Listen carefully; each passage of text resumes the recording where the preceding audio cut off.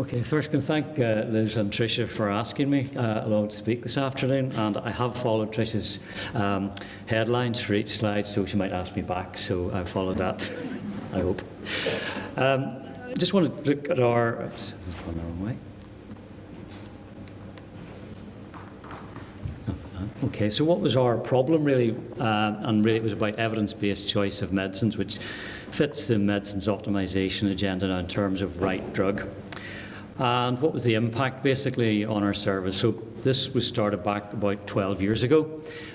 Basically a suboptimal procurement process for a number of reasons. The perception, perhaps maybe realistic, focus exclusively on costs and cost-cutting initiatives. Not really addressing the more fundamental aspects, which is really about quality and safety, as Sir Bruce Key was talking this morning. It's about quality and safety driving the process. We hadn't really very much clinician engagement at the outset, in fact virtually none, so they're the prime user at the end of the process, so we wanted to put something at the front.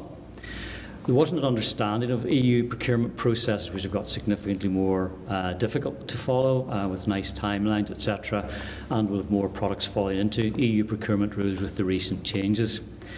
A lack of industry engagement. We didn't really have any engagement with ABPI, which is our local subset of Harriet's group, so we had very little engagement at all, so that wasn't very good either. A relatively poor relationship in terms of how the procurement process is working and how products were fitting in, and a knock-on, obviously, inefficient use of healthcare resources. So quite a range of things we felt we could improve on and make better. So what was our product or innovation? This is our nice little steps and stairs. We have ended up with a product called Step Select, which is safe, therapeutic, economic pharmaceutical selection. That wasn't done at great expense, as you can probably tell, so but it sticks in the mind, hopefully. We didn't do this on our own. We did this with my Dutch colleagues at the back. We've worked with this about 10 years now. They would say it's about 30 having worked with me. But it's Digitalis Medicines Management. So a good partnership working with an SME from Amsterdam. And we've built other relationships with other SMEs. We put other solutions into our process. So I think the partnership theme again this morning is very, very important. So right drug, we wanted to look at the process at the front end. So it's really about selection.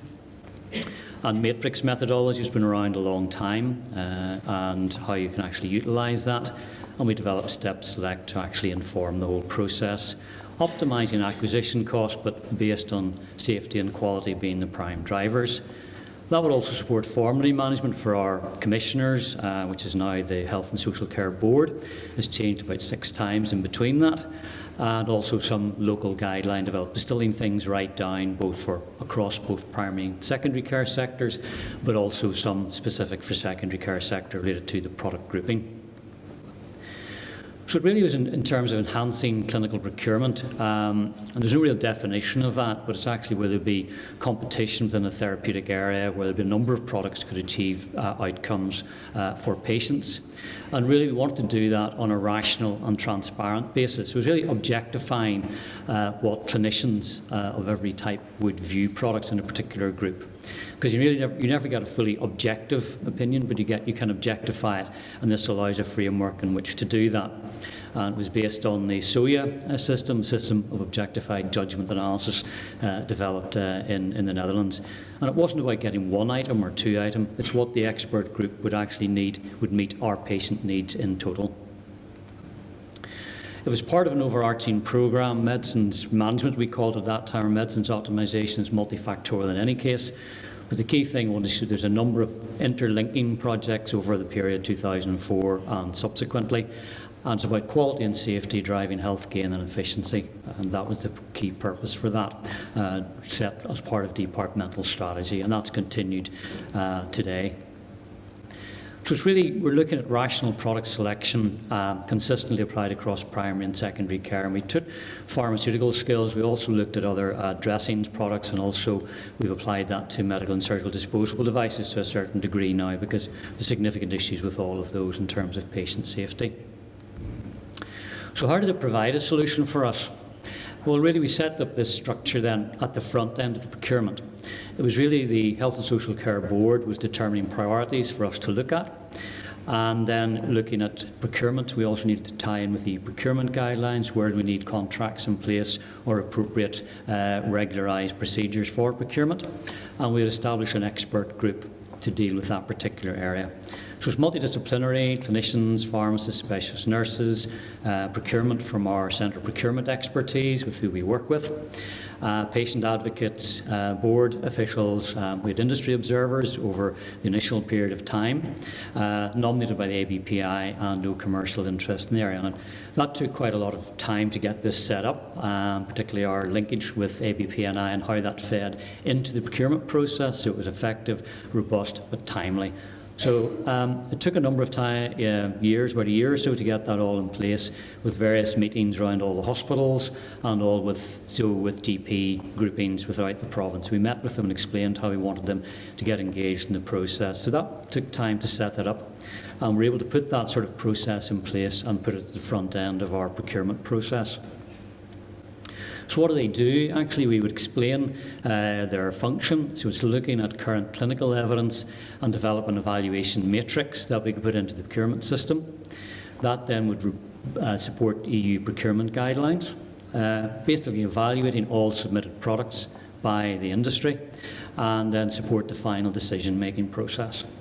That ultimately would support our formulary within Northern Ireland, where there's a regional formulary now. And also we said you'll never get off one of these groups because they're dynamic, because industry is always changing, and that can be triggered by clinicians or by industry or new major changes in the system. So it's a dynamic group. Stage one really was a clinical evaluation, and we provide the expert group with state-of-the-art in terms of that therapeutic area, provided by our colleagues in Digitalis. We would then look at that, and then as part of the procurement process, we would ask industry, are we missing anything in terms of the evidence, and get that submitted as well. And then we're able to assign scores and rankings to each product, which will allow us to get a degree of relativity. So that's really the key change, as opposed to the procurement process and getting clinician engagement. That's how we actually achieved that, and rankings will proceed to stage two. So these are the sorts of criteria that would be routinely looked at. They'd be modified depending on the group, but it would be clinical efficacy, number of formulations, documentation, side effects, clinical evidence, and that's what the expert group would look at. And it's entirely up to them how they relatively match each of those particular products.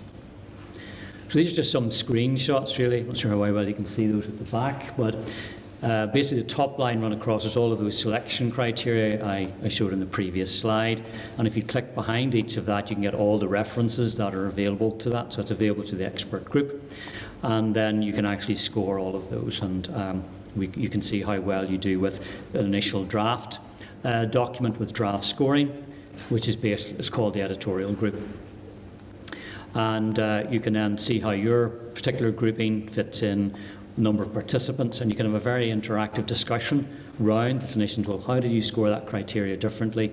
And you tend to find pharmacists and doctors will view things differently, but the endpoint tends to be the same. And nurses, you just get a different thought process, different perspective in there, but you can actually bring that all together very robustly, and you can see how it fits in completely. And they end up with a ranking at the end of the process, which then we can then feed into our procurement process in terms of how products come out. So it's a very interactive system, and you can get full discussion and get a very interesting discussion, sometimes very interesting debates with a mentor to head the groups up. Next step is standard procurement procedure anyway. It's really looking at risk assessment of packaging, and we have a modified combination of MEPA and the regional or national QC matrices then and it's automated, and that feeds into our process for safety, patient safety processes. And obviously the final piece, we have to talk about money. So again, we would then bring in a budget analysis at the very end. But the process is very much directed towards the first two steps, which would be 70 or 80% of the points, which is fundamentally different from normal procurement, because this is not normal procurement, and therefore that's what we want the key drivers to be, and that's how it fits in terms of an overall package.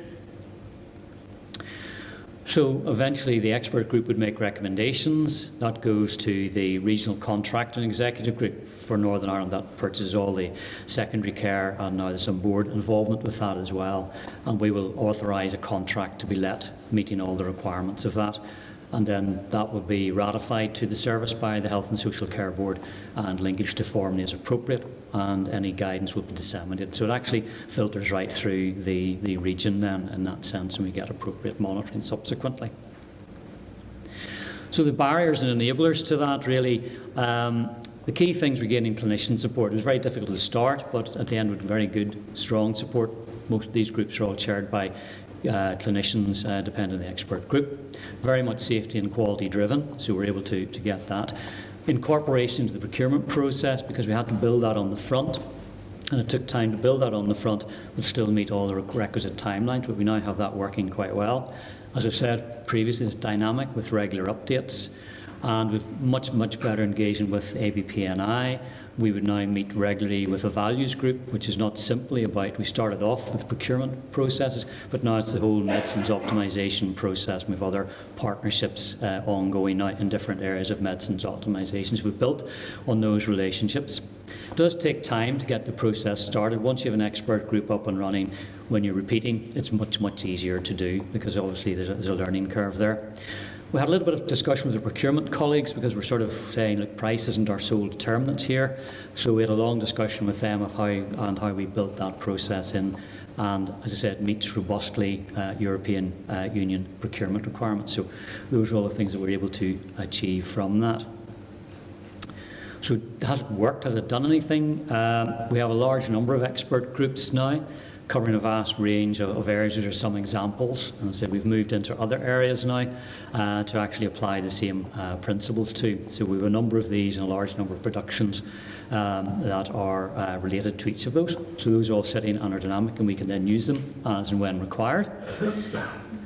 So I suppose the benefits are very simple: quality, safety and efficiency in that order. So we've been able to do that, and again that was the theme this morning, so we've been able to achieve that very significantly. And I didn't talk about money, I have one slide only.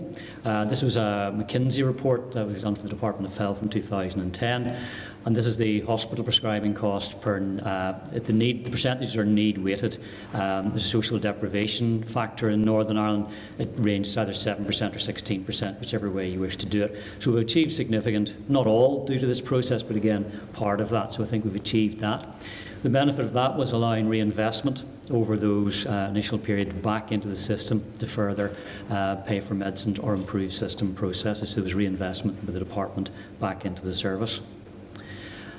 Since then, we started off carrying large cases full of these things with lots of connectors, these keypads, little voting things you have on the X Factor and stuff like that. So we've now moved to iPads, which are slightly outside the system because of the NHS firewalls, etc., but I'm allowed to keep them separately for expert group members. We've developed e-sessions because we want to get as much input into the process as possible. So if you're representing your particular specialty, you can get further input to you as the expert group member. Project keys are given, so you can go on, log on, see all the information and do it yourself. You can do it over your tea or whatever, whenever you wish to do it, and then feed into this complete process for us. Industries engage with that. They have access to all the documentation and data that we're utilising as part of the process, and we engage regularly with them in terms of that. And we've now made an instructional DVD. This one, we haven't time to show it today. It's Dr. Bones. We picked rheumatology, and really it's a very simple, short DVD that we can use for expert groups. This is what we're hoping for you to do, and that seems to work very well now in terms of getting new people into the process. So if you want any further information, we have some websites there that we have a lot of this material on, and I have cards with me as well if you want to get any further information. So thank you very much for your attention. That's all. Thank you.